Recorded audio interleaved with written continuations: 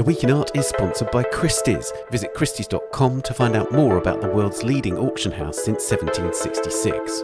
Auction, private sales, online, art, anytime.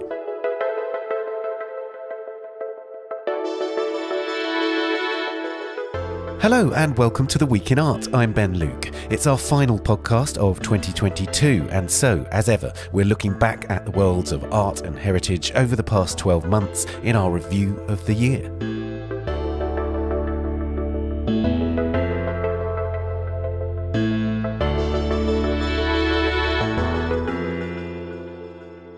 Before we begin our review of the year, a reminder about our latest subscription offer. You can save more than 50% when you buy a complete print subscription to the Art newspaper with full digital access as a gift for a friend, a colleague, or even as a treat for yourself. Visit theartnewspaper.com, click subscribe and enter the code XPOD22, that's XPOD22, all in caps. Do also subscribe to this podcast and our sister podcast, A Brush With, wherever you're listening. So, for this year's review of the year, I spoke with three members of the Art newspaper team. Louisa Buck is our contemporary art correspondent in London, Kabir Jhala is our acting deputy art market editor, also in London, and Ben Sutton is our editor in the Americas, based in New York. I thought we'd begin today by talking about the event which in many ways defined 2022, which is Ukraine.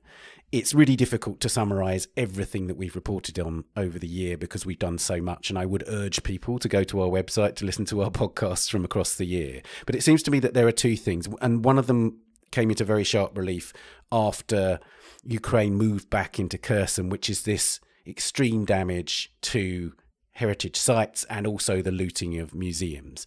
Louisa, do you have any thoughts on that? Well, just that it's this terrible thing, isn't it? When people are struggling to live, they're struggling for power, they're struggling for heat, they're struggling for food, they're being bombarded. You know, we feel a bit dilettante sitting here worrying about precious artefacts when lives are at stake. But of course, it's absolutely crucial because it's identity, it's heritage, it's people's sense of self. And once that's vandalised and stolen and defiled, then I think, the whole morale situation, apart from everything else, is absolutely appalling. So, while of course lives come first, I think it's really crucial that every attempt is made to preserve as much heritage, as much culture as possible for the sake of rebuilding, for the sake of morale, for the sake of not letting this war annihilate the most incredible culture. Absolutely. And it's very clear, isn't it, Kabir, that you see that the fact that the Russians may be looting museums, we need independent verification, but it seems that there's widespread looting in museums, for instance. The very fact that they are taking these objects is indicative of this debate about identity in the whole crisis. Of course, it's hugely pointed. And I mean, Russia's history with Ukraine of, wiping out culture is quite long-standing. And recently there was a museum conference held at the Thyssen-Bornemisza Misa for an exhibition of Ukrainian modernism masterpieces, in which Museums for Europe sort of proposed a cultural deal between Europe and Ukraine to preserve that culture, because they are really saying this is a war against culture. It's trying to obliterate something so you can't rebuild easily. It's denying a nation. It's denying a nation. It's denying their independence. And what better way of doing that than by, looting, defiling and destroying the artefacts that are evidence of that culture and that nation. Absolutely. Another thing is that we've reported over the year on extraordinary heroism of people still in Ukraine, including artists, of course. Ben, I know that in the States there's an artist at risk connection that you reported on, but basically trying to help artists from Ukraine. Yeah, of course. I mean, it's so challenging given how much is needed purely humanitarian and military level in terms of support. To add on top of that, the needs of the culture sector, as Louisa was saying, it seems almost beside the point when lives are at stake, and yet it's so crucial to the culture being able to survive and thrive after this war is over. And yeah, indeed, PEN America, which is an organization that protects free speech, has had this program called the Artists at Risk Connection, which has been funneling money to artists in Ukraine, in part to just sort of provide them with daily, survival necessities, and then also in order to keep them doing work and being able to maintain studios. You sort of can't imagine the basic needs of rent and art materials amidst a war, and yet, that those are still very real needs. So there are some initiatives like that, but certainly there's more to be done. Absolutely. And then there's the art students in Ukraine. There's a report that we did on the UAX or UAX. I'm not sure how that's pronounced. But Louisa, this idea that there are people in Ukraine and we want to support their ability to be students of art, to continue their lives in Ukraine. The more people's lives continue, the more basically they defy the Russian invasion, the more they foster their culture, their livelihood, they're able to flourish and create. And God knows it's hard enough with this going on all around you. So the more we can do, the better. And I like the fact that the Pinchuk Foundation has its Young Arts Prize. It's carrying on as usual. It's opened the foundation. There's an exhibition there. I mean, you might think again, my God, one should be worrying about food supplies or should be worrying about all these other things. But I think this is absolutely crucial to keep as much of the infrastructure going. Of course, for people's basic needs and livelihood, artists are working people. They've got to survive. They've got to also be able to create for the future and also document what's going on around them. Absolutely. Of course, there are other sort of major effects of the war. We've endlessly talked about the effects in terms of energy supply and so on. It's had a major effect, Kabir, on the market too, right? It has had a major effect on the market, but also not as well, which is quite interesting. And we saw in early March a lot of activities and statements around the sort of top end of the market, mainly auction houses cancelling their main Russian sales, which tend to happen in spring. And then also Philips, which is owned by the Mercury Group, which is Russian owned, donating the entire proceeds of one of their sales, around $7 million, to the Ukrainian Red Cross. The thing is that these sort of things, at this time, they are quite low risk, high reward, because Russian collectors do not occupy the same, dominance of the market that they maybe did 10, 15 years ago when, Roman Abramovich spent 120 million in 1 week on art. And so these statements, cancelling these sales, I think Russian art sales make up about 0.5% of the annual turnover for Sotheby's. It was a quite easy way to make a statement while not really, having to damage sales. And I wonder, other countries that are very contentious, you don't see them busting away collectors from those countries. But yes, there have been other huge effects on the market. One of the biggest ones has been shipping. The war has caused oil prices to skyrocket. That was one of the factors, but also the Europe to Asia route relies very much on going over Russian airspace, and Russia is the largest cargo owner in the world. And so all of those factors meant that shipping has increased by about 7 to 15 times the rate at its peak, which was around July and August. Rates have gone down now since, not back to pre-COVID levels, but they're getting there. The effect has been that galleries and people transporting art for biennials, that cost just, came entirely onto them. You either have to then put it onto the collectors or burden it yourself. I want to move on to, and this is affected a little by the war in Ukraine, which is this idea of museums in countries that are actually quite proximate to the war. So on the one hand, there's Poland, when Poland has sort of done very well in terms of its reputation, in terms of helping Ukrainian refugees and so on. But its government and its governmental policies relating to the arts are continuing to cause huge problems in terms of governmental interference. We've had a lot of reports this year, and in one case, Bart de Beer came onto this podcast and talked about a near absurd level of interference from the Polish government in museums in that country. It's an epidemic in a certain part of Europe. It happens too in Hungary. Louisa?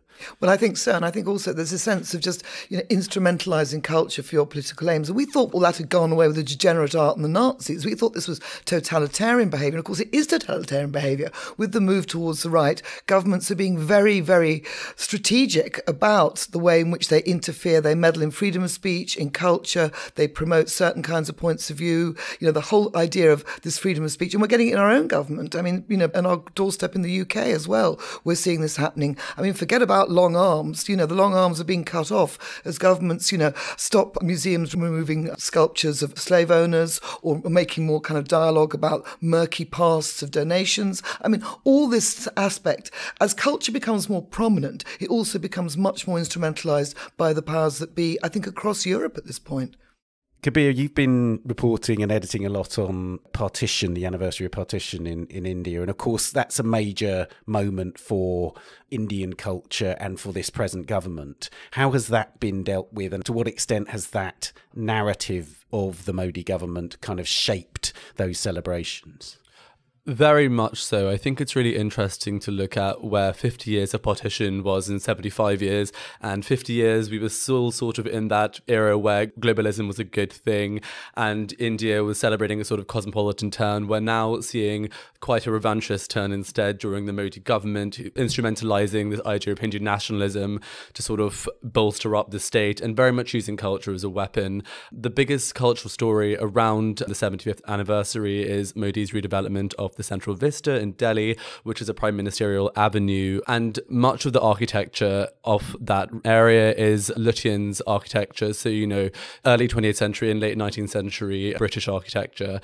That obviously is a reminder to Modi and the supporters of the British Raj, and therefore they want to take it out and rebuild it in their own style, like any good, right-wing / dictator person might want to.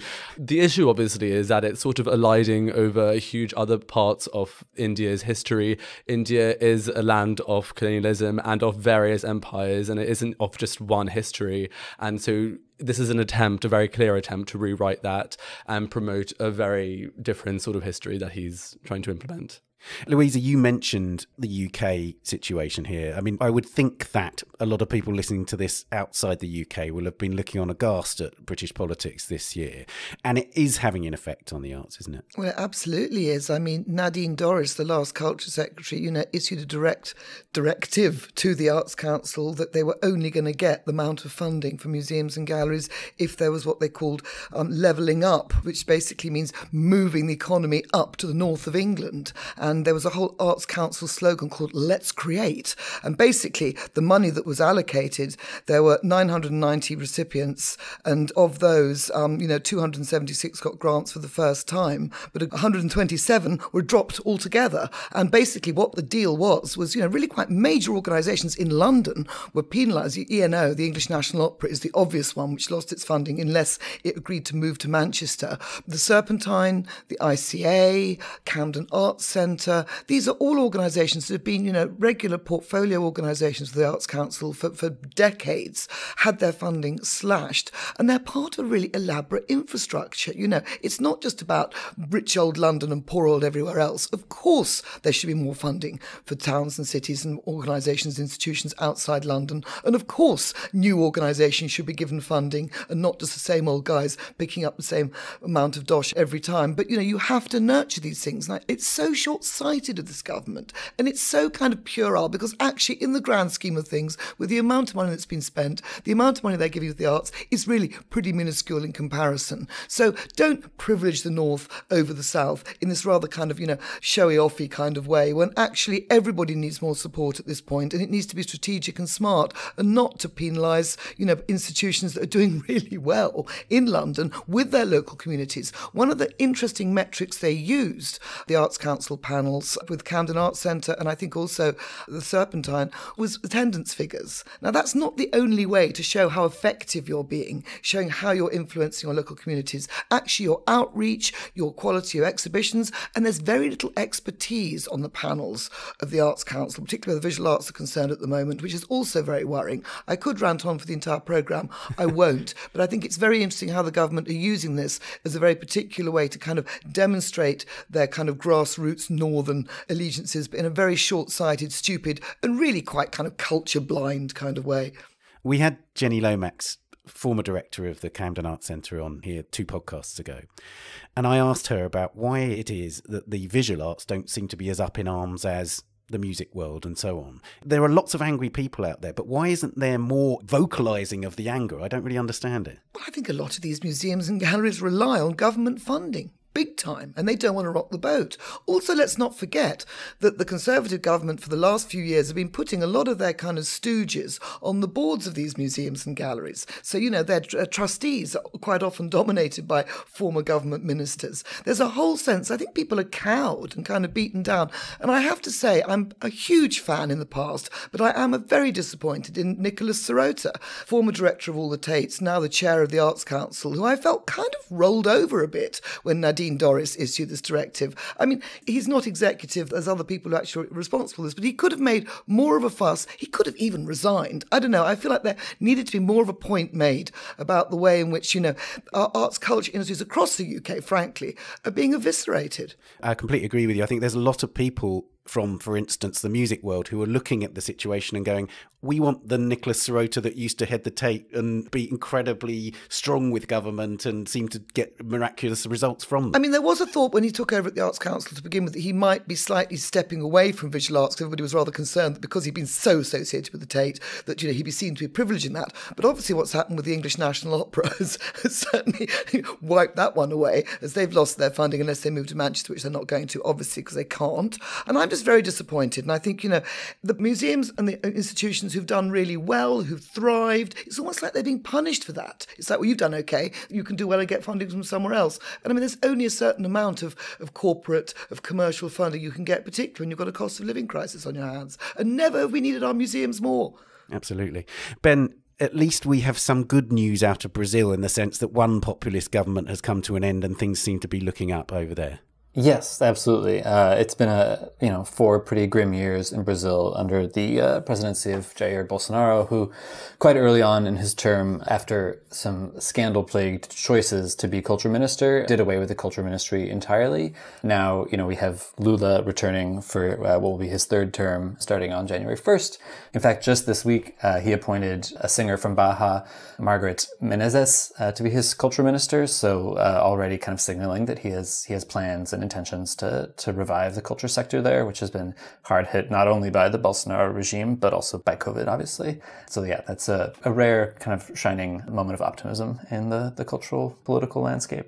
Absolutely. And of course, the environmental landscape. I was going to say, thank God for the Amazon as well. That stands a chance. I mean, it's been so terrifying. And the things are all interconnected, climate emergency, cultural justice, economic justice, environmental justice. So thank God there's some good news coming out of Brazil at least. Absolutely. This is a good moment to move on to our next topic, which is museums, and specifically Just Stop Oil, I thought we'd begin with.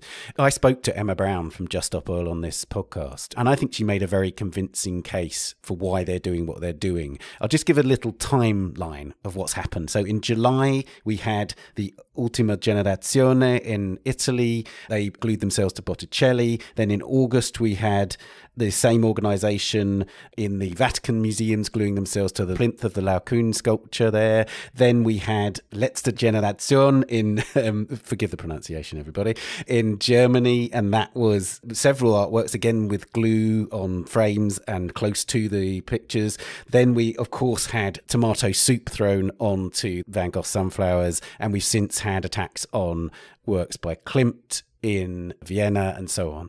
Louisa, what do you make of it all? Well, I mean, I can't speak for each of these organisations because I don't know each of their agendas, beyond the fact, of course, they're supporting environmental causes and are against fossil fuels and so on. But Just Stop Oil, I think, are really interesting. And these are the tomato soup throwers. And indeed, they also made an intervention into Constable's Hay Wain with a kind of picture of what it would look like, what the Suffolk countryside would look like if it was, annihilated with devastation from climate change. And I mean, let's say one thing. Their name is Just Stop Oil. That's slightly misleading because actually what they're specifically activating for is for the British government to stop issuing licenses for exploration for oil and gas. I mean, such an obvious no-brainer that they should not be doing this if they have any kind of desire to be green in any way, shape or form.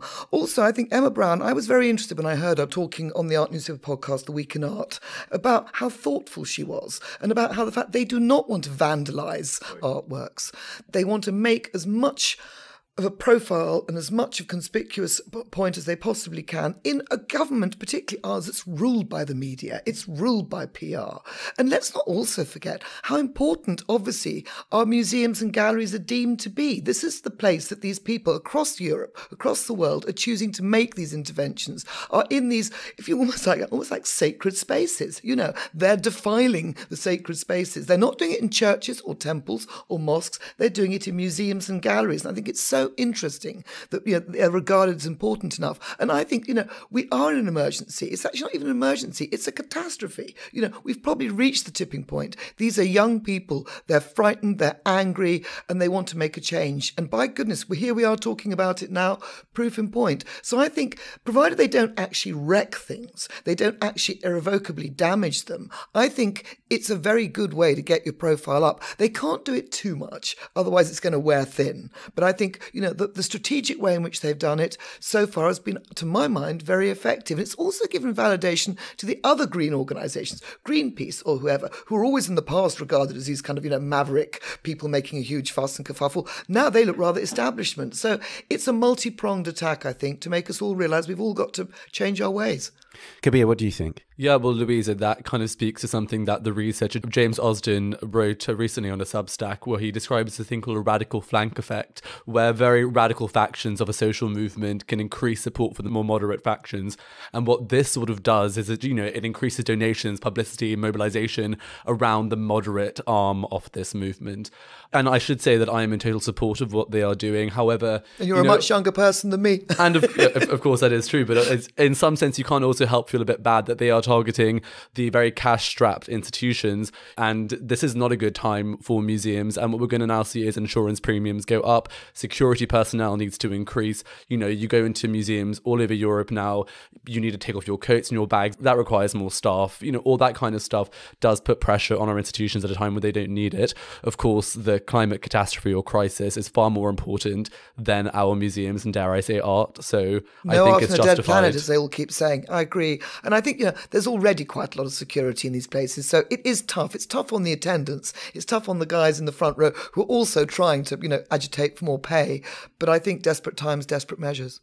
One thing I do wish is that the museums that they targeted had clearer links to fossil fuels. I don't know what the Museum Barberini in Potsdam necessarily has to do with fossil fuels. It's owned by a software billionaire. I think that perhaps if they made the links more clear to the museums that are very willingly accepting fossil fuel funding, maybe that would help bolster their point. But again, I'm all for it. It was interesting that Culture Unstained, Chris Garrard from Culture Unstained, supported the activism to a certain extent, but did ask them to think about solidarity with museum workers, for instance. And also, if you think about what Culture Unstained does, it's about protesting fossil fuel sponsorship at museums and so on. I wanted to come to you, Ben, because we haven't had anything, as far as I know, in the US yet of this nature, have we? No, we haven't. Well, actually, I wanted to speak to Kabir's point briefly, which is that, well, you're right, we haven't really had this new wave of climate protest in the US yet. One of the major funders of Just Stop Oil and a number of other groups through the Climate Emergency Fund is actually the granddaughter of J. Paul Getty, the founder of the Getty Center in Los Angeles, which is a kind of interesting use of inherited oil wealth. But she's given $1 million to this Climate Emergency Fund, which is one of the major supporters of Just Stop Oil and a number of other groups, Extinction Rebellion. So it's an interesting kind of way in which an inherited fortune made in part from oil money is going in towards fighting this fight. So I think that's a nice kind of little bit of payback. But you're right. I have my own theories on why we haven't seen that level of protest here. I mean, this could turn into a bit of a rant, but I think it's partly because, by and large, American society writ large doesn't prize art enough to make it a sort of meaningful target for protest. I think, if you really wanted to get people outraged and people talking, you would have to target, a football game or some more spectacular thing. I think there's not the kind of concern for the well-being and safeguarding of art here. By and large, I mean, obviously there are cities and communities that are exceptions to that in major cities and, cultural centers. But I think sort of if you're trying to appeal and get American society at large riled up about something, you're not going to glue yourself to a painting. You're going to, I don't know, streak at the Super Bowl or, something like that. Okay. So I just think it's not the right vessel for the message for a US audience.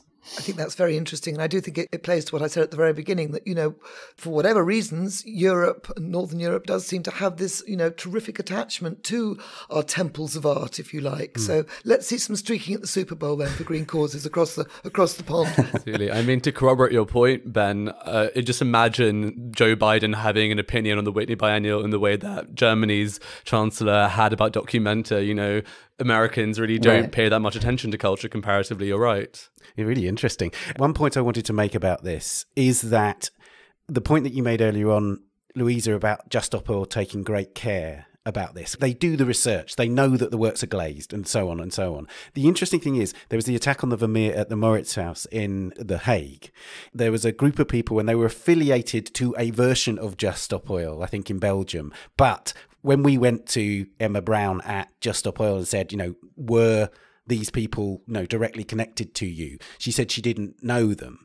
It occurs to me that there is a risk that there will be copycat attacks and they won't be as careful, and something like, I don't know, Las Meninas at the Prado, which is not glazed, gets attacked with something and it does permanent damage to it. We just have to cross our fingers and hope that doesn't happen. I mean, the trouble is, these things are guerrilla activities. You're not going to be some carefully organised global organisation. Wish they had the funding, they'd be much more effective. I also think there ought to be more demonstrations at the headquarters of the oil companies, of the fossil fuel companies as well. I do think, the museums do go. I mean, privately, some museum director said to me, God, I wish they'd leave us alone. I mean, why don't they just go outside BP, Shell, all these major organisations? And there is a truth in that. But I do think the publicity that you accrue by making this kind of really shocking intervention, and let's hope it's not going to be some kind of long-term destruction, but, they're good restorers. They're people that can fix these things. I hope it doesn't happen. I hope it's not necessary. But, again, desperate times. We are in a catastrophe and people are really frightened. And to that point, I mean, the thing is that Just Stop Oil have very much said we have been protesting oil rigs and, at fossil fuel companies, and it hasn't gotten any publicity. So this is the first time you're hearing about us, but we've been around for a while. Exactly. I mean, that thing that the galleries and museums have been saying, which is, we're your allies. And Just Stop Oil know that. Just Stop Oil know that most people in the art world are on their side, but they're not doing it for us. They're doing it to create the publicity. And I think a lot of people have been thinking very much too hard about why they're doing this. But artists make great images. I mean, Culture Declares, co-founded by two artists, a woman on a white horse wearing a living grass coat with Tate's permission walked into the turbine hall. It was a fantastic image. If it's just been a placard, nobody would have cared. Artists can make great images, so I think maybe corral some more artists to make protests as well. But, it's a terrible time. We're all in a hurry. The temperatures are rising and it's very difficult to do long-term strategies for these things, I think. So while we're talking about museums and protests and so on, Ben, the big story in the US museum world continues to be unionisation, and it's really continuing apace. I thought we'd begin by talking about the Philadelphia Museum, because that's where a lot of the action has been this year, isn't it? Yeah, and that has been by far the sort of most high-profile contract negotiation fight. The Philadelphia Museum of Art is, outside of New York and DC, probably the most prominent museum on the East Coast. And in the very, very early months of the pandemic, in May 2020, they elected to form a union, and a kind of a unique union within U.S. museums. By nature of their structures and their very kind of hierarchical organization, most museum unions in the U.S. will represent sort of one section of the museum or one sort of group of workers, but this one rather uncharacteristically represents people across every department and every sector of the museum. So there's security guards and retail workers and curators and librarians and education workers and really kind of the entire spectrum of employees. And they, as I said, formed a union in the spring of 2020 and had been negotiating for their first contract since then that had dragged on for over 2 years, and the museum had gone through some challenges and had laid off a lot of workers because of the pandemic, but had also, by the same token, completed a major expansion designed by Frank Gehry. So, it didn't seem outwardly as if money were completely an issue, and yet the museum was being very tenacious in its negotiations with workers. And so it all came to a head this fall in October, and the museum workers declared that they were going to go on strike first for a day as a sort of warning shot, and that didn't seem to move the museum administration, and so they ended up going on strike continuously, and the strike ended up lasting 19 days, I believe, till the museum eventually caved and the workers got what they wanted, and now they have a contract for the next 5 years. But they were very strategic in their timing. A new director was coming on to the museum after the previous director had left. Literally her first day on the job, the new director, Sasha Suda, coming from the National Gallery of Canada, her first day on the job was the first day of the strike. So quite an introduction to her new workplace. And the museum was also working on a major Matisse exhibition that was about to open. So there were all these concerns about, this new director entering at this particularly embarrassing moment for the museum? And then also, would they be able to actually open this major lending exhibition of Matisse works without their art handlers and their curators? And so I think all that pressure collectively ultimately meant that the museum came back to the bargaining table and workers got what they were looking for. But, as you said, that was really the most high profile of a kind of nationwide unionization movement that began before the pandemic, but was really extenuated by COVID and the layoffs and furloughs that brought on. And we're really seeing it, really truly in every corner of the country. I mean, one of the things that this story really drives home is unionization works. Mm-hmm. There's a sense in which you can see, yes, it was hard won, but they got an increase in pay over the length of the contract. They got better conditions. Mm-hmm. There was an increase in the minimum wage paid by the museum. Unionization works, right? Yeah, absolutely. And one of the things that they'll tell you, and actually one of the union organizers, actually the union president from the Philadelphia Museum of Art, Adam Rizzo, is writing an article for our leaders page in our January issue. But one of the big things is that gains won by union workers also applied ultimately to non-union workers. So a lot of the things that, even if a union at a museum is relatively small and only represents workers in a certain department, often the benefits that they win are then also applied to non-unionized workers. And so there's a real kind of ripple effect to these kinds of labor fights. So it is really meaningful. That's what I was going to ask, Ben. I mean, has it rippled out to other organizations? Have other museums taken up the cause? Because I'm sure low pay isn't exclusive to this one institution. Certainly not. Yeah, I mean, there are museums, as I said, across the country that are either have formed unions in the past 2 years or in the process of doing so. The Storm King Sculpture Park just outside of New York, their workers have just announced their intention to form a union, which the administration have somewhat predictably said that they will not voluntarily recognize, so that will have to go to a vote. And, MoCA Los Angeles is another major institution that formed a union early on in the pandemic, and that I think negotiations there took almost 2 years, didn't reach the point of a strike. The Philadelphia Museum of Art has really been the one that it kind of reached a crisis point. And I think the fact that they kind of went into the situation having furloughed so many workers, having had a fairly significant by art world standards Me Too scandal, they were just in a very defensive posture going into it. And I think the workers really had the upper hand there. But I would be shocked if we get through 2023 without some other museum workforce going on strike. Yeah, I mean, it seems like the Brooklyn Museum might be the next. They're certainly in a negotiation that seems pretty tense. Yeah, absolutely. And there have been a number of rallies there around sort of VIP events and board meetings. And I think they also benefit from being in a city where there is a kind of heightened media awareness of museum operations. So I'll be very curious to see how that pans out. One of the interesting things from a non-US perspective about this is that we're very familiar with the art world deluding itself that it's an extremely liberal and free-thinking and perhaps left-leaning entity. But one of the things that really hits home when I read about unionization is just how against unions the management, trusteeships, etc. of organizations are. Ben, could you explain just for a moment why that might be? Is there something different about the way that US museums are run to other parts of the world that would make unions a particularly antithetical entity to them? Yes. The main factor there is just that so much of museum funding in the US does not come from government sources or NGOs or nonprofits. The majority of museum funding comes from extremely wealthy people who are on boards of trustees and acquisition committees, and who are the ones behind closed doors making the important decisions at most of the major museums in the country.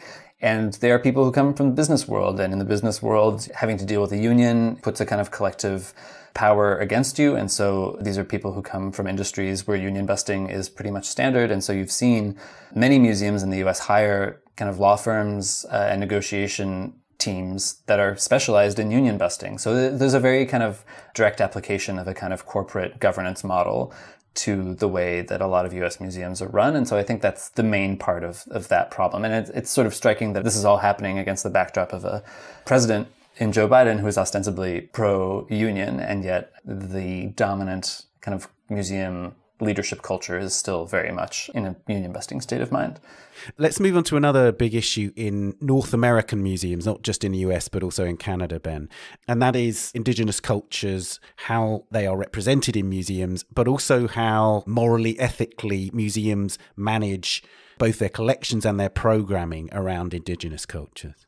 Yeah. I mean, this has been a roller coaster year for those issues, both in Canada and the US.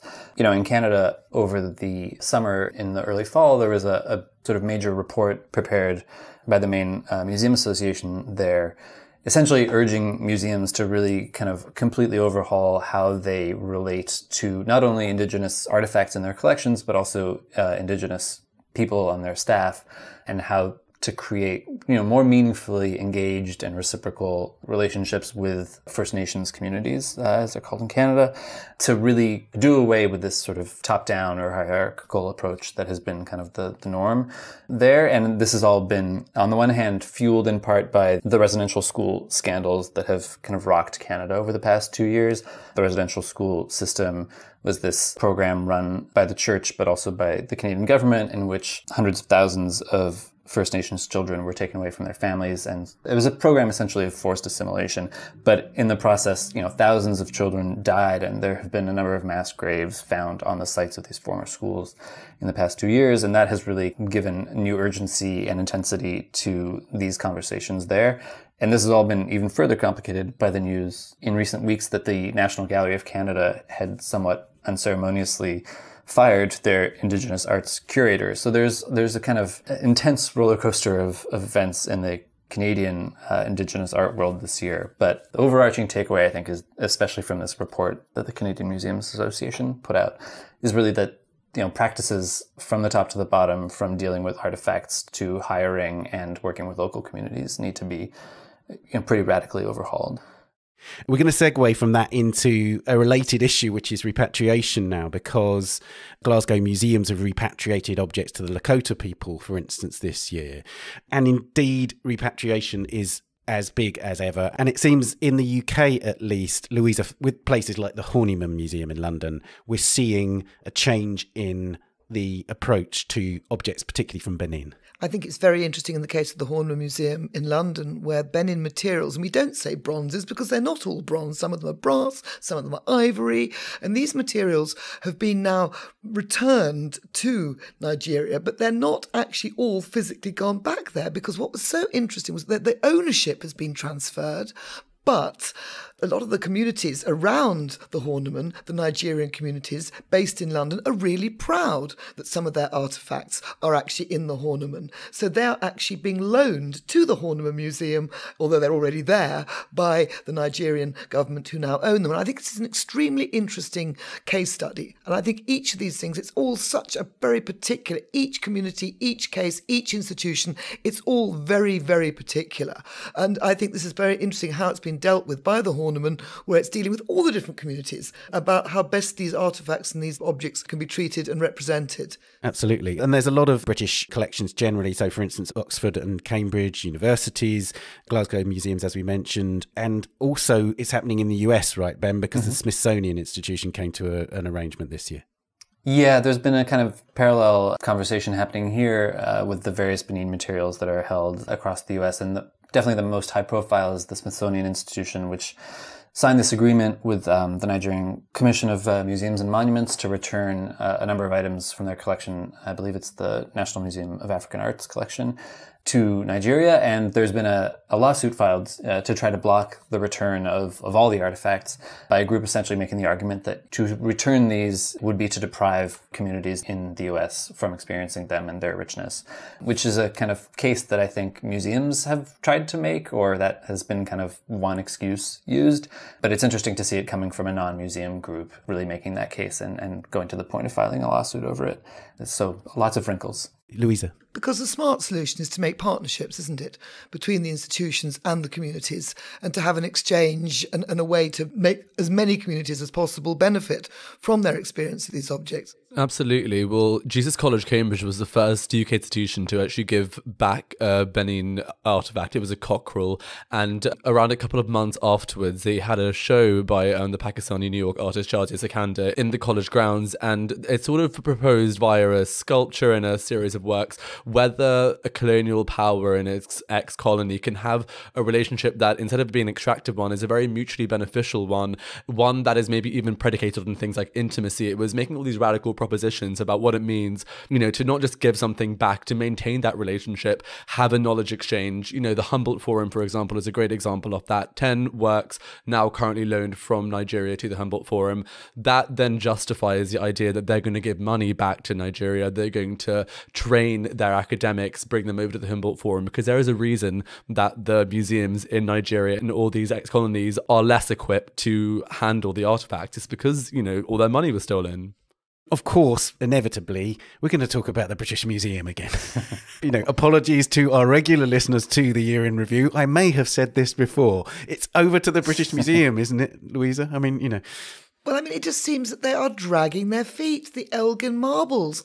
Please, they're not the Elgin marbles anymore. They're the Parthenon marbles, as they should be called, because Elgin, for whatever reason, whether he nicked them to save them from being destroyed by the Turks, whether he nicked them to put them all in his garden and keep them for himself, we're never going to completely know. But the fact is that the Greek government have built this fantastic museum, this state-of-the-art museum, the Acropolis Museum by the Parthenon, where you see exactly where all these marbles, came from and should be. And you go inside, and there's, acres of cast of the marbles with little small fragments. Everything else has got BM, BM, BM all over it. So it really is high time. And apart from anything else, we've got 3D printing. The British Museum can keep a gorgeous copy that nobody would probably even know wasn't the real thing, and it can go back. But as you've been reporting in the art newspaper, George Osborne, the chairman of the trustees of the British Museum, has been in conversation, apparently for rather a long time, with the Greek government about this very matter. And that, it seems to me, is the sort of route out of this, or it seems the most likely route out of this, isn't it? Returning some objects and lending some back. I think a lot of it's to do with kind of diplomatic syntax, because there's an act of government, which means that the British Museum can't give back stuff that's already got without there being an act of government. Then they'll have to go to Parliament and do all sorts of changes. So it's all about, basically the Greeks quite rightly want the marbles back. And so therefore, if they go back, even if they go back without being sort of permanently in paper return, but they go back with the knowledge that they will never go back to London again, it's a permanent loan or a loan that's constantly renewed. There are various ways to finagle that, but it's going to be tricky because it is such a political hot potato. And this whole act of government thing is very problematic. And of course, the Greeks don't really want to have a loan of the marbles. They want them back. So I think there's a way to go before it does get sorted out. But the fact there are conversations being had, I think the last conversation was 20 years ago for an hour with the then director Neil McGregor and the Greek cultural minister. So, we're moving, but I think probably rather slowly, sadly. Absolutely. Ben, in the States, is there a similar focus on the Metropolitan Museum? Because, of course, they have done a little bit of this, but it still feels like there's a lot of objects there that should be under question. Yeah, to be honest, there has not been much focus on the Metropolitan Museum, at least not on this particular issue. I think their main battle of late has been with the Sackler name being all over their galleries. I think restitution, unfortunately, is not terribly high on their list, but certainly, at any number of U.S. museums, these debates are going on. I guess one thing that I would add, which is not exactly analogous to what Louisa was just describing, but to sort of speak to the bureaucratic and governmental red tape around some restitution.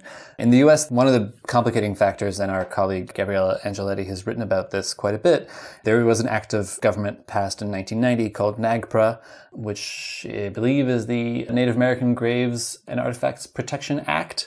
It's a pretty landmark package of legislation sort of governing the return and handling of Native American artifacts, and the upshot of it being that any museum receiving any kind of government funding had to do an audit of its collection and ensure that any Native American artifacts were returned to the proper group. And that has been complicated because many of the tribes and nations to whom these artifacts belong are not recognized by the federal government and therefore cannot take ownership of these objects. And so, like I said, not exactly analogous, but kind of a situation where some of the right steps have been taken, but there's this sort of back-end red tape that still needs to be cut through. And so there are a lot of artifacts in American museums that those museums directors and leaders want to return, but because of this sort of arcane system of federal and state recognition of Native American groups and tribes, they cannot actually be returned yet. So there's certainly lots of work to do. Yeah. But how fascinating that this does actually uncover this can of worms where there are peoples, whole nations, who are not recognised by the American government. And in a way, in these artefacts, they're almost like a lightning rod where they draw all these issues, these really profound political issues, and form almost like a kind of symbolic sort of, metaphor for them. So let's hope maybe that might produce some much wider reforms and changes. Yeah, absolutely. I mean, it's been a little over 30 years now since NAGPRO was passed, and I think there's been some effort under the Biden administration to kind of overhaul it and cut through some of those issues. So hopefully by this time next year, we'll be having a different conversation about it. Absolutely. Amen to that. Well, thank you everyone for your thoughts so far. We're just going to take a quick break. The Week in Art is sponsored by Christie's. 2022 has been a year of extraordinary art and objects at Christie's, from the most valuable auction sale of all time with the collection of Microsoft co-founder Paul G. Allen to the numerous free and public exhibitions like the recent Macabre selling exhibition in London. As the year draws to a close, Christie's invites you to explore new ways of transacting this holiday season. With Christie's private sales, you don't have to wait for the next auction to get the work that you love or for the hammer to come down to sell your collection. It's a bespoke and discreet service where Christie's international team of experts are at your disposal throughout your collecting journey, offering year-round buying and selling opportunities at a pace that suits you. From jewels and watches to paintings, furniture, manuscripts and photographs, there are over 193 works currently available for immediate purchase. Visit Christie's.com to learn more about the Christie's private sales service and discover what's in store for 2023. Welcome back. We're going to talk about the market now. We've had a few new fairs this year. Paris Plus seemed in many cases to be like FIAC. Yes, a very nice fair, so we're not going to dwell on that actually. But Kabir, you've been to Seoul. There was quite a lot of attention on Seoul this year. What did you make of it all? I think it was a really, really interesting time to be in Seoul for sure. The city really rolled out the red carpet for the international art world that arrived. So just a bit of background. Frieze launched its first Asian fair this year in Seoul. It emerged in partnership with KIAF, which is the long-standing Korean International Art Fair, and they were both held in the same exhibition center called the COEX in Gangnam in the city south, one floor on top of the other. That partnership seems quite tenuous, if I'll be honest. There were a couple of sort of simmering tensions, for example, the fact that the KIAF president wasn't invited to the Frieze Seoul dinner, which apparently was a big snafu, so I've heard. So I think it's very much a case of Frieze and Endeavour coming in and muscling out this fair. Overall, the fair seemed to be of a pretty high standard. It did feel very much like a Frieze fair. It didn't have a super Korean feel to it. There were about, I would say, 12 to 15 Korean galleries there, fair amount from East Asia, but I wonder what that will look like when the KIAF partnership inevitably runs dry. The art world, and I think the wider world, has a tendency to have a rather myopic view of Asia and its different territories. And it strikes me that there's this attention on Seoul as an alternative to Hong Kong and so on. What do you make of that balance? And could Seoul and Hong Kong both coexist very happily as art world centres rather than one having to be the Asian centre of the art world? I mean, I think it's a fair point. I do think it definitely tries to pit various hubs against one another. That being said, Hong Kong's star really is falling and the position of its art market is in jeopardy. It's not going anywhere just yet. It still commands a vast bulk of, auction sales and primary market sales in East Asia. But nonetheless, I think the fact that you've seen not just Seoul, but also Singapore and Tokyo receive investment from various fair companies, for example, Art Basel's parent MCH is helping organize Art Week Tokyo, and then also acquired a 15% stake in Singapore's Art SG, which is going to launch in 2023 January. I think that surely is a sign that people are looking to sort of diversify away from Hong Kong and also China. Similarly, for example, we saw Photo Fair Shanghai, which is owned by Angus Montgomery, the biggest fair organizers in Asia Pacific. They're opening up a New York fair again. So clearly the idea of just having all your eggs in one basket, be that Hong Kong, mainland China, both, it doesn't seem that tenable.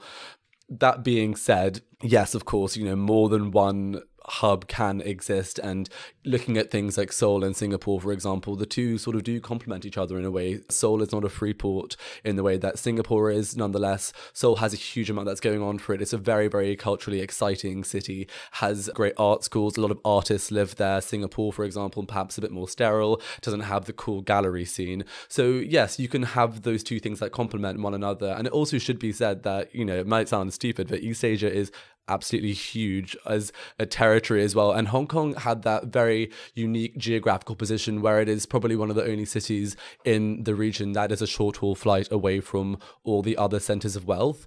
But, you know, people coming from Singapore to Seoul, that's a 6 or 7 hour flight. It's not going to be just like popping off on the train. So you probably do need more than one city to reign supreme there. Absolutely. Ben, you've just been at Art Basel Miami Beach. We heard from Annie Shaw from the fair, and she felt that even though, of course, there were big sales being made, there's just a little sense in which the market is turning downwards. What was your impression? Yeah, I would say the same. There certainly wasn't the same level of excited and sort of buzzy, cooped up energy that we had in 2021. Last year in Miami, it was really kind of this fervor of everybody had been locked up for the better part of a year and was just dying to socialize and make sales and spend some of the money that they hadn't spent going on extravagant trips on art. And that was really felt. And the absence of it was pretty palpable this year.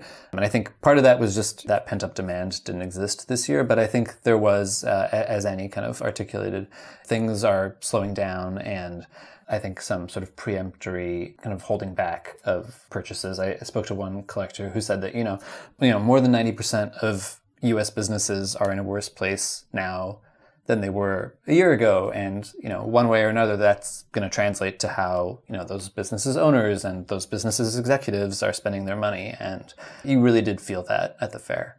It's odd, isn't it, talking about this when we'd had an auction season in which there was one sale in which there were several works which sold for over $100 million with fees. Yeah.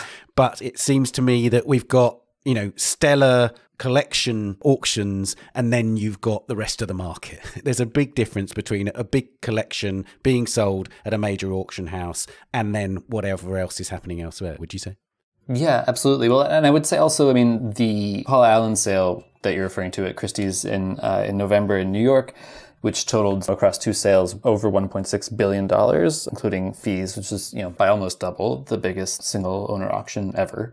That benefited from a number of things that are fairly unique to that sale, and also to Christie's behind the scenes machinations of setting up guarantees and irrevocable bids, and so making it certain almost to set such a record, and being able to tell the story about Paul Allen, this visionary collector and co-founder of Microsoft. You know, there were all these sort of factors that I think aligned to make that kind of the absolute grand slam. I think that sale was somewhat unique, but I think, you know, you're right that we did see a number of pretty unique collections perform exceptionally well this auction season in New York. But on the flip side of that, at certain sales, you really did notice a kind of slackening of enthusiasm for those kind of, I believe Annie's favorite term is red chip artists, that younger generation of kind of seemingly destined to become blue chip artists. There wasn't the same sort of just absolute bidding fervor for some of those works. The Phillips evening sale especially just didn't have that level of excitement that we were seeing last year, or even in the first kind of round of post-pandemic sales in late 2020. There is a kind of sense that maybe it's the sort of like speculative element of the art market and the auction market that's kind of stepping away a little bit after a pretty frenzied couple of years. I also do think you're seeing a bit of a lack of frenzy even for some of, I'll use another of Annie's favourite terms, pale, male and stale artists like Cy Twombly and de Kooning, that actually, away from those headline, you know, very PR massaged sales like the Paul Allen, the Solinger, didn't do terribly well. You had a blackboard Cy Twombly, that a very, very comparable one that sold in, I think, 2017 for about 75 million. It barely made its low estimate at 40 million. I think it was sold to the third party bidder. Similarly, you had de Kooning at Christie's that, you know, just didn't land, perhaps because it wasn't museum quality, but obviously, as you pertain to, the fact is that even if we are in a total recession, if a surat like the one that we saw at the Paul Allen sale comes up for sale, it's going to sell, and it's going to sell well. That isn't a good mark of how the economy is doing. Now, one of the most spectacular falls that we've seen recently has been of crypto. Kabir, is the NFT market really struggling now? Gosh, I mean, it would seem so. What is it, like a 99% decrease in sales from the peak of last year? It's not looking great, no. Nonetheless, while I have my big reservations about crypto and NFTs, fluctuations and big rises and falls were factored in. All the experts did say, wait for the crash, even at the peak. Everyone was taken by surprise by how high the peak was. They clearly are going to say inevitably there's going to be a fall. The sad thing is that it clearly seemed that speculation was built into this market, because NFT resales, the royalties that were touted as one of the best things about this industry or this part of the industry, are already sort of slipping away. I think it's 4 or 5 cryptocurrency exchanges are no longer honoring that resale right. As it turns out, maybe it was obvious to some people, but not maybe even obvious to me. There's actually no way of enforcing that. Again, it's entirely to do with the goodwill of these crypto people. That to me is utterly shocking, because this was the big thing about NFTs, apart from lots of digital crypto kids making lots of money, was it was going to be great for artists because these contracts were built in. So if you were an artist and you minted an NFT, you would get resale after resale after resale. And this is complete nonsense, apparently. Everyone's ducking out of their responsibilities and it can't be enforced. Ben, is it also going to affect the auctions as well and some of the contemporary market in a wider sense? Because weren't a lot of our new collectors, as it were, people that have made their money from crypto? Yeah, I think so. I mean, hard to tell what percentage of that contingent were, let's say, quote unquote, serious collectors or people who are truly interested in collecting art. But certainly there was some spillover from that incredible crypto wealth that we saw accumulated last year into people actually buying art at auction, sort of non-fungible art objects as opposed to tokens. And we saw all the auction houses, Christie's especially, really sort of jumping into that space pretty aggressively. And I believe it was Sotheby's that also created a metaverse in which to show virtual art. So there's been a kind of wholesale adoption of that market by the auction houses, and it'll be very interesting to see to what extent they stick with it and to what extent they don't. And, there are also major galleries, most notably Pace, that have really jumped into the space. And I think now their challenge will probably be not only sort of aggressively courting that crypto collector set, but also trying to sort of convert their more established client base toward these digital assets. And that seems like a challenging task, but I'm sure we're going to see some more aggressive moves in that direction. But it's not going to be a good look, is it, if it stiffs the artists now? And I thought the one thing about NFTs was it was all about provenance. It was on the blockchain. It was absolutely fine for artists. If this is all nonsense, and okay, it's a vehicle for making money and speculating in the crypto economy, but it's going to be very lacking in credibility across the art institutions, isn't it?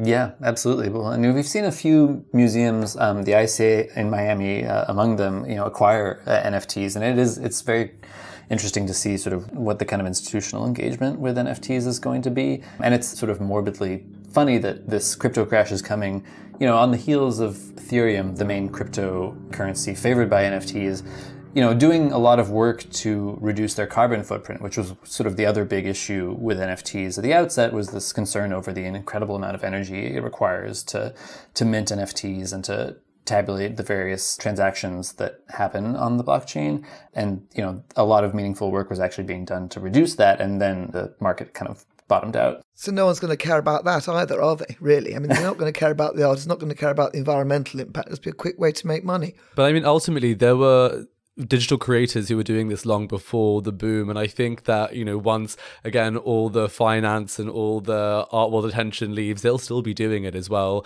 And so I do think that some of it is going to endure. Absolutely. Yeah, digital art is a long-standing form of art and it will continue. When all the speculators and people like the footballer John Terry have evacuated the NFTs market. Let's stick with art and proper art, dare I say it. And we're going to talk about sort of big biennales and so on this year. Kabir, in a way, you saw the one that's attracted the most attention. You've written about it numerous times this year. It's Documenta in Kassel in Germany. Happens every 5 years. This year was a particularly controversial edition. Tell us more about it. Yes, this was a particularly controversial edition, although I should get into later, not the only controversial edition that Documenta has had in its history.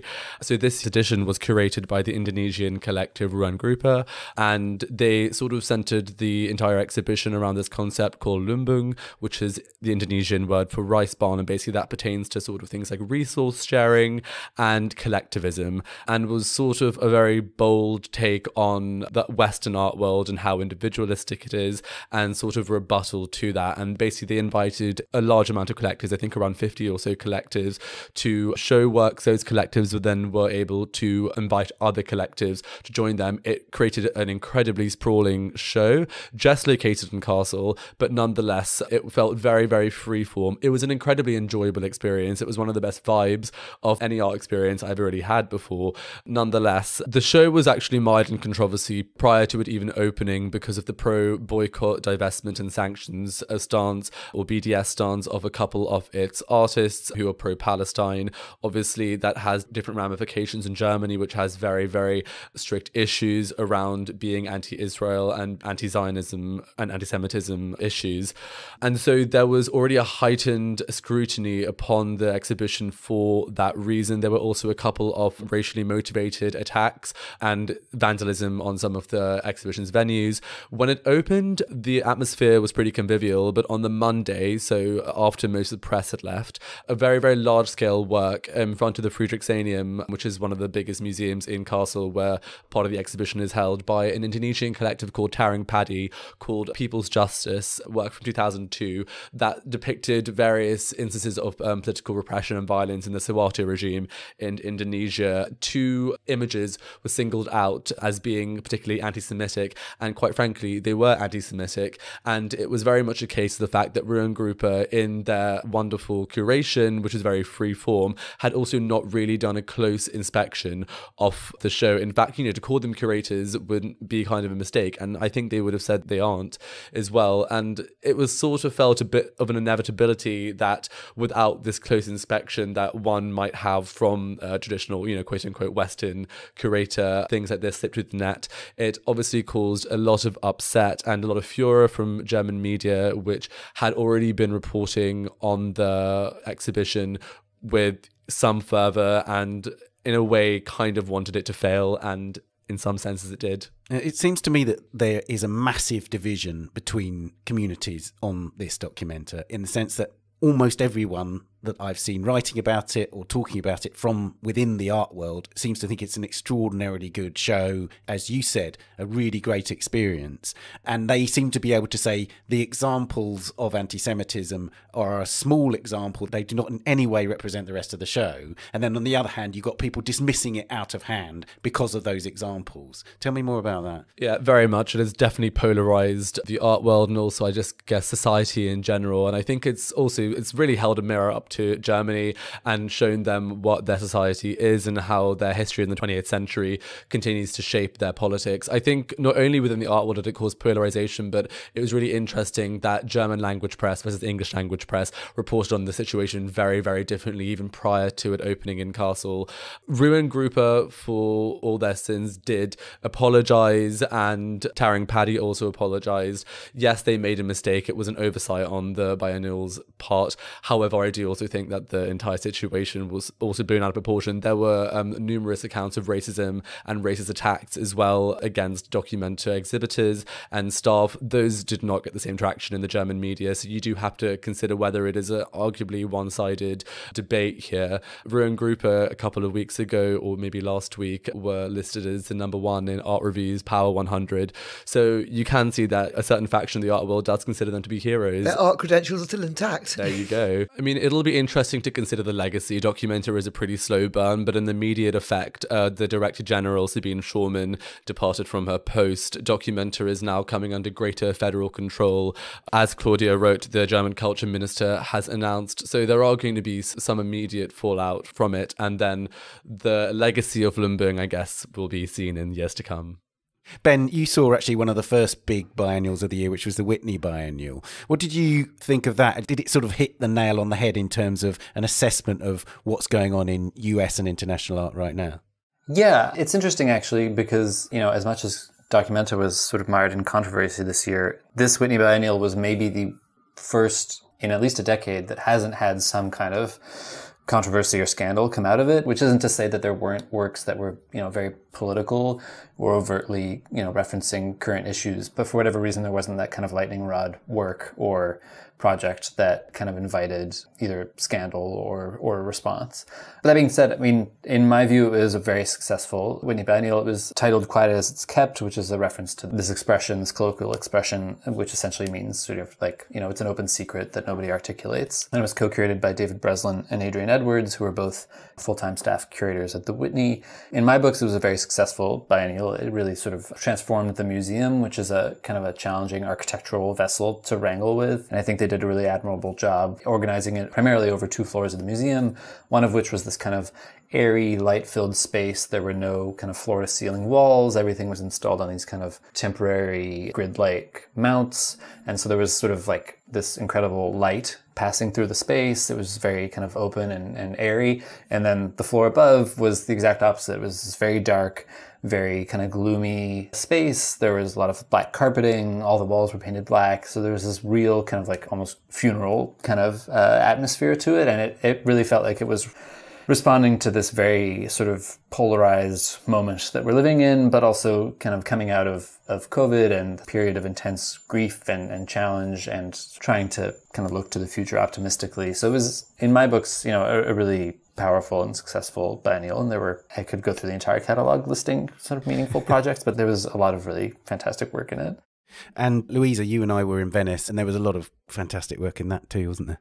Well, yes. The main thing about this Venice Biennale was it was postponed for a year because of COVID. And so the wonderful curator, I think she was a wonderful curator, is a wonderful curator, Cecilia Alemani, curated this show called The Milk of Dreams. She had more time to do it.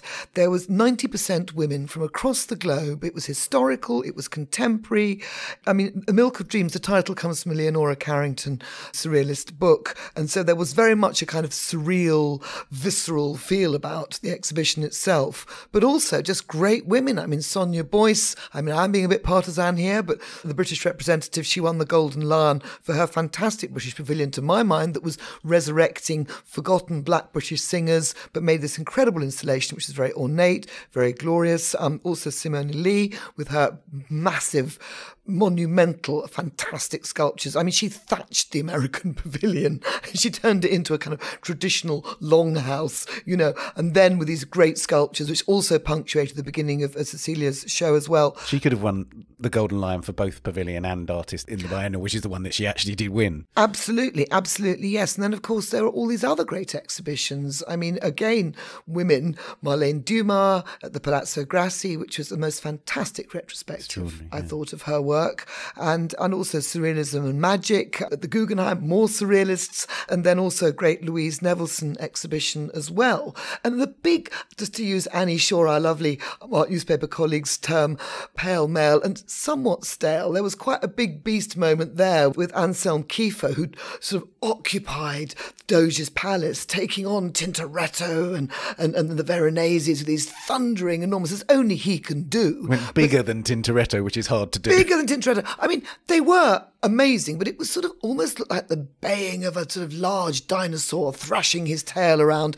The women being rather more elliptical and rather more interesting. It wasn't about COVID. It wasn't political in that respect, but it was massively political in others because it spoke to subjectivity. It spoke to, alternative viewpoints, alternative genders, alternative histories in a really wonderful way. Lots of gender fluidity as well, lots of non-binary artists, but not in a kind of tokenistic way. It just looked like a really great show, to my mind. It absolutely did. And we're going to conclude by looking at our favourite works of the year. Ben, I'm going to start with you. Sure, happily. This was a tough assignment, but in the end, one of my favorite works, and not because it was especially sort of impressive in scale or dramatic in how it made its statement, but actually kind of the opposite. It's sort of this relatively sort of exquisite and small-scaled painting by Cecilia Vicuña, the Chilean artist. It was a painting that was in her survey exhibition at the Guggenheim here in New York. And it's this painting called Three Spirals. And it's this gorgeous little painting on a kind of vibrant yellowy-orange backdrop.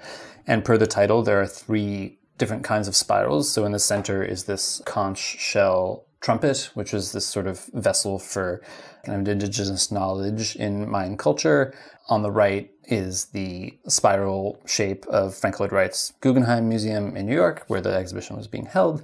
And on the left was the form of the Chuquicamata, I believe is the correct pronunciation, the largest open-pit copper mine in the world, which is in northern Chile and which for about a decade in the early 20th century belonged to the Guggenheim family.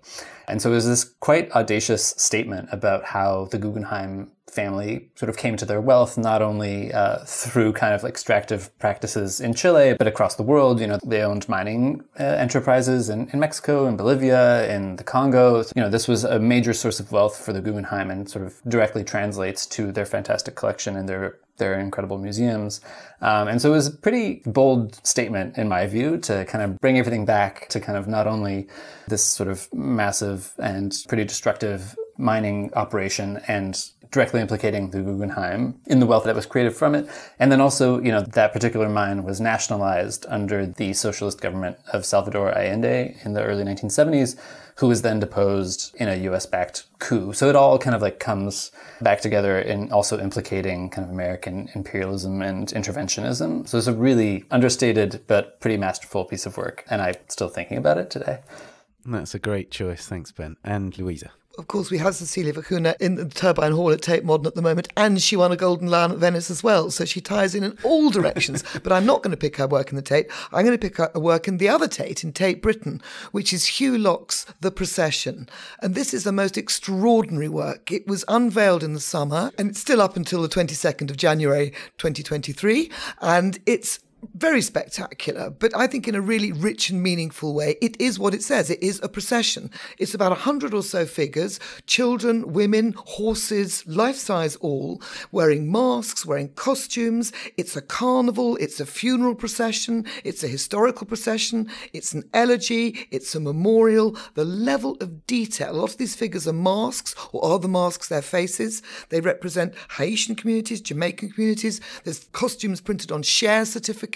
I mean, the level of detail is absolutely extraordinary. And it has so many mixed messages. I've gone back to the Tate gazillions of times since it was unveiled at the beginning of the summer, and I keep seeing new things, new details. And I think it's such a ripe moment for our times. And Hugh Locke is famous for messing with monuments. So I'm going to shoehorn in a quickie that he also did last summer in Birmingham on the Queen Victoria statue in Birmingham, where he put her in a boat. This is a statue that's been there since the early 20th century. He put her in a boat. She had 4 other doppelganger Queen Victorias, all in masks, all holding shields, memorialising colonial battles across the Commonwealth, across the Empire, and it coincided with the Commonwealth Games in Birmingham, and it was the first time that he'd really intervened with a statue. He'd always had many projects before, but this was actually a real one. It was all carefully done, so it will be taken away again, but it was so impactful and so sinister, but also so kind of beautiful as well. They were wearing these extraordinary gold masks, all the Queen Victorias, and it corresponded beautifully with the procession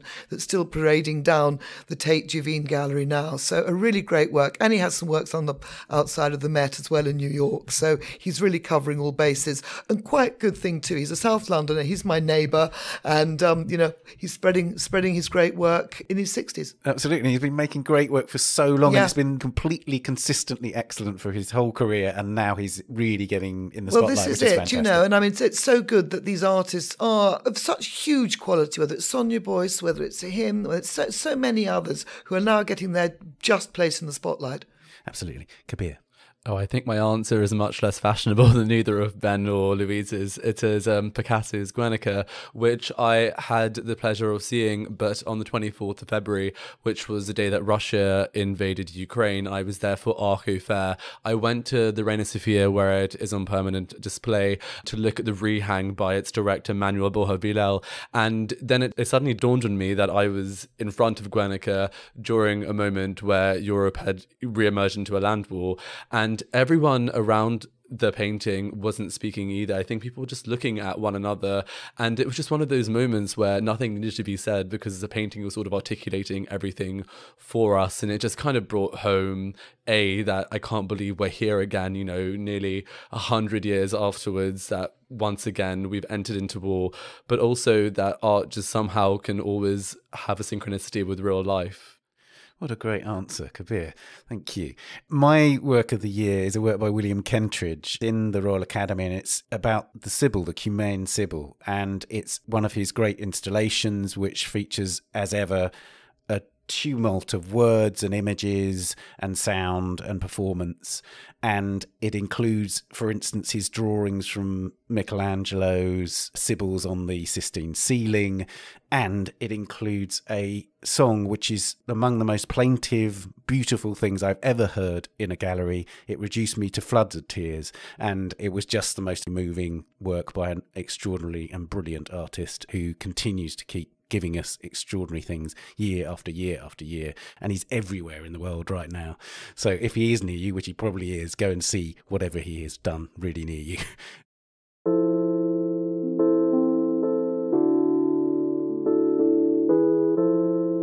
Everybody, thank you so much. Kabir, thank you. Thank you, Ben. Louisa, thank you. Thank you. And Ben, thank you very much. Thank you. It was a pleasure.